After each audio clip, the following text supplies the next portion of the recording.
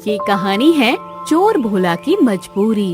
एक समय की बात है जब राजा मानसिंह आदिपुर के राजा थे। उनकी वीरता और न्यायप्रियता के चर्चे दूर दूर तक थे। रानी ललिता के साथ मिलकर उन्होंने राज्य को समृद्ध और खुशहाल बनाया था। लेकिन कुछ समय पहले से महल में हो रही चोरी की घटनाओं ने उनके शाही जीवन को चिंता में डाल दिया था। हर रात महल से कुछ न कुछ कीमती सामान गायब हो जाता था। राजा ने बहुत प्रयास किया, लेकिन चोर को पकड़ने में कोई सफलता नहीं मिल रही थी। रानी ललिता ने राजा की चिंता को महसूस किया। एक दिन रानी ने राजा से कहा, महाराज, ये चोरी की घटनाएं अब हमारे राज्य के लिए खतरे का संकेत बन चुकी है। महल का नाम और हमारे राज्य की शान खतरे में पड़ गई है। हमें कुछ करना होगा। मैं जानता हूँ रानी महारानी, लेकिन हमें इस समस्या को हल करने के लिए सही तरीका अपनाना होगा। कोई भी कदम गलत नहीं उठाना होगा। हमें चोर को पकड़ने के लिए एक ठोस योजना बनानी होगी। तो क्यों ना आप हमारे मंत्री जी से सलाह ले ले। उन्होंने तो इससे पहले भी कई चोरों को पकड़ा होगा। हाँ महारानी, मैं कल ही उनसे बात करता हूँ। अगले दिन राजा मानसिंह अपने मंत्री को बुलाकर उनसे सलाह मांगते हैं। मंत्री जी, जैसे कि आप जानते हैं कि कुछ दिनों से राजमहल में चोरी हो रही है। महाराज, मुझे पता है कि राजमहल में चोरी हो रही है और मैंने उसकी खोज भी करने का प्रयास किया, लेकिन चोर का कुछ पता नहीं चला। आप आज से ही राजमहल की सारी सीमाओं पर सैनिक तैनात कर दीजिए। जी महाराज।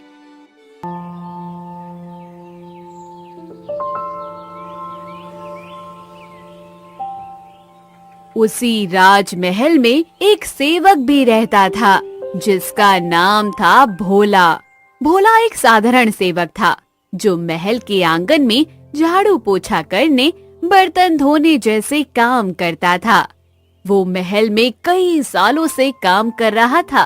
उसकी माँ बहुत बीमार थी।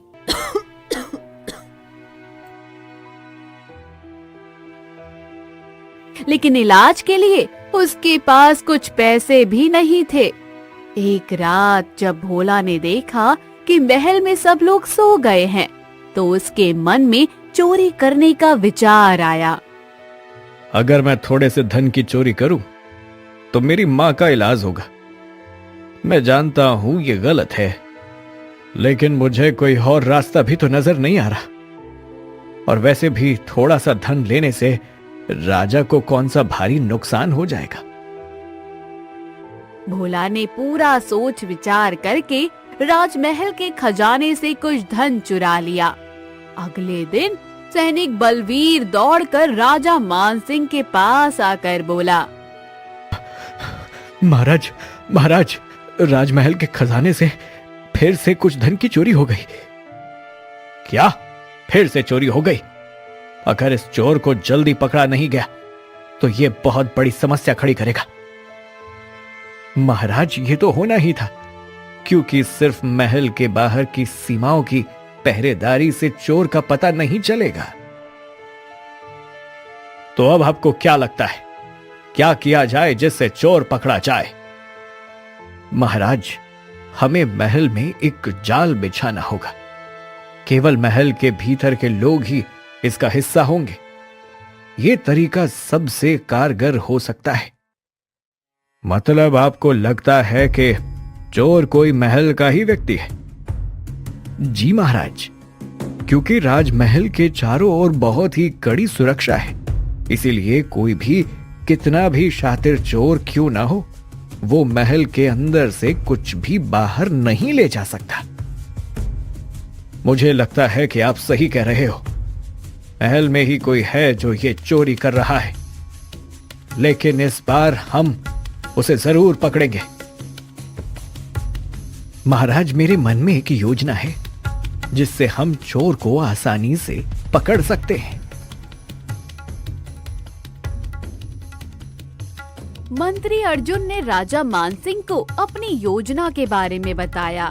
योजना के अनुसार राजा मानसिंह ने महल में एक विशाल दावत आयोजित करने का निर्णय लिया। राजा और रानी के आदेश पर महल में विशेष तैयारियां शुरू हो गई। रानी ललिता ने सजावट का कार्य देखा और राजा मानसिंह ने महल के सभी कर्मचारियों को ये निर्देश दिया कि वो दावत के लिए पूरी तरह से तैयार रहे। राजा का मन पूरी तरह से दावत में नहीं था, क्योंकि उनका ध्यान तो केवल चोरी करने वाले पर था। महाराज, कि रात बहुत ही अहम है। मुझे डर है कि कहीं इस दावत के दौरान फिर से कोई बड़ी चोरी ना हो जाए। रानी, इस बार हम चोर को जरूर पकड़ेंगे। हमारी योजना पूरी तरह से सटीक है। राजमहल की विशाल कक्ष में दावत की रात का आयोजन किया गया। दरबार के सभी लोग, मंत्री, सैनिक और कर्मचारी एक जगह इकट्ठा हुए। रानी ललिता ने सबसे शानदार गहनों को पहना हुआ था और राजा मानसिंह ने भी अपने दरबारियों के साथ बैठक की थी। लेकिन राजा का मन कहीं और ही था। उनकी नजरें हर किसी पर थी ताकि वो चोर को पहचान सके। महाराज, आज तो चोर की खैर नहीं, आज हम उसे पकड़ ही लेंगे। हाँ मंत्री जी, हमें भी यही चिंता है कि आज चोर पकड़ा जाना चाहिए। दावत चल रही थी और महल के सभी लोग आराम से बैठे थे। हर कोई व्यस्त था और सभी खुश थे। उसी दौरान भोला ने देखा कि खजाने के कक्ष के सामने कोई पहरेदार नहीं। अरे ये क्या, आज शाही खजाने के पास कोई पहरेदार नहीं है। इसका मतलब सब दावत में गए हैं। ये अच्छा मौका है कुछ चोरी करने का। भोला देखता है कि आसपास कोई नहीं था और दावत की वजह से महल के उस कोने में उजाले की भी कमी थी। भोला दबे पांव राजकोष में दाखिल हो जाता है और सोने के सिक्कों की एक पोटली को उठा लेता है। अचानक भोला के सर पे डंडा पड़ता है। भोला वहाँ से भाग पाता इससे पहले ही सिपाही बलबीर उसकी अच्छे से पिटाई कर देता है। फिर दो सिपाही भोला को घसीटते हुए राजा के सामने ले जाते हैं। भोला, तुमने राजकोष में सेंध लगाने की कोशिश की है। तुम्हारी जरूरत के लिए तुम्हें फांसी की सजा दी जाएगी। क्या तुम कुछ कहना चाहते हो? भोला की बहुत पिटाई हो गई थी, जिससे वो कांपते हुए बोला, महाराज, मैं आपका गुनहगार हूं और आपको पूरा हक है मुझे सजा देने का। लेकिन मैं बस इतना कहना चाहूंगा कि मैंने ये चोरी मजबूरी में की है। तुमने चोरी क्यों की? क्या तुम्हें राजमहल की ओर से धन नहीं मिलता? महाराज, मैं कोई अपराधी नहीं हूँ। मेरी माँ बहुत बीमार है महाराज, और मेरे पास इलाज के लिए पैसे नहीं। मजबूरी में मुझे ये रास्ता अपनाना पड़ा। कैसी मजबूरी? तुम झूठ बोल रहे हो। महाराज, मेरी माँ की तबीयत बहुत खराब है। उनके इलाज के लिए मुझे बहुत से धन की जरूरत थी। बस इसीलिए मैंने राजकोष से कुछ सोने की मोहरें चुराई हैं। भोला की ये बात सुनकर महाराज अपने सैनिकों को आदेश देते हैं, सैनिकों, फौरन जाओ और भोला के घर से भोला की माँ को बुलाकर लाओ। एक सैनिक तुरंत ही भोला के घर जाता है और थोड़ी देर में एक बूढ़े आदमी के साथ राजमहल में दाखिल होता है। ये क्या है? भोला की माँ कहाँ है और ये व्यक्ति कौन है? दरअसल वो बड़ा आदमी भोला का पिता था। फिर सैनिक राजा को सारा हाल समाचार सुनाता है कि भोला की माँ इतनी बीमार है कि वो चल भी नहीं सकती। इसी बीच वो बूढ़ा आदमी राजा से कहता है, मैं इस अभागे भोला का पिता हूँ महाराज। मेरे भोला ने जो भी किया अपनी खुशी से नहीं, बल्कि अपनी माँ की जान बचाने के लिए ही किया है महाराज। आप इसके बदले मुझे फांसी की सजा दे दो। अब मैं जीना नहीं चाहता महाराज। नहीं पिताजी, ऐसा मत कहिए। सजा तो मुझे ही मिलनी चाहिए। अपने अन्नदाता के घर में चोरी करने का पाप मैंने किया है। पूरे महल में एक गंभीर वातावरण बन चुका था। कुछ देर बाद राजा मानसिंह भोला के पिता से कहते हैं, बूढ़े बाबा, आपको सजा नहीं मिल सकती। सजा तो भोला को ही मिलेगी।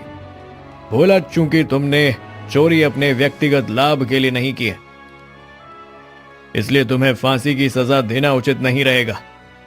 मैं तुम्हें 6 महीने कारावास की सजा देता हूं और तुम्हें तुम्हारी नौकरी से भी निकालता हूं। लेकिन तुम्हारी मां का इलाज अब से हमारी जिम्मेदारी होगी। फिर राजा वैद्य जी को आदेश देते हैं, राजवैद्य जी, आज से भोला की मां का इलाज आपकी जिम्मेदारी है। उत्तम से उत्तम औषधि के साथ आप उनका इलाज करें। महाराज, मजबूरी में मुझे ये रास्ता अपनाना पड़ा। महाराज, आपका धन्यवाद। अब मैं कभी चोरी नहीं करूंगा। तुमने जो किया वो गलत था, लेकिन मैं तुम्हारी स्थिति को समझता हूं। हमें कभी भी अपने आत्मसम्मान को नहीं खोना चाहिए। इस बार तुमसे गलती हुई है, लेकिन मैं तुम्हें एक मौका देना चाहता हूं। आपका बहुत बहुत धन्यवाद महाराज। राजा मानसिंह का निर्णय महल के सभी कर्मचारियों के लिए एक महत्वपूर्ण संदेश था। सभी ने देखा कि राजा ने गलती करने वाले को सुधरने का मौका दिया। इस निर्णय ने महल के सभी कर्मचारियों को ये सिखाया कि जीवन में ईमानदारी और मेहनत ही सबसे बड़ी संपत्ति है। तो दोस्तों, कैसी लगी आपको ये कहानी? कमेंट बॉक्स में जरूर बताइएगा और चैनल को अभी तक सब्सक्राइब नहीं किया है तो जरूर कर लीजिएगा।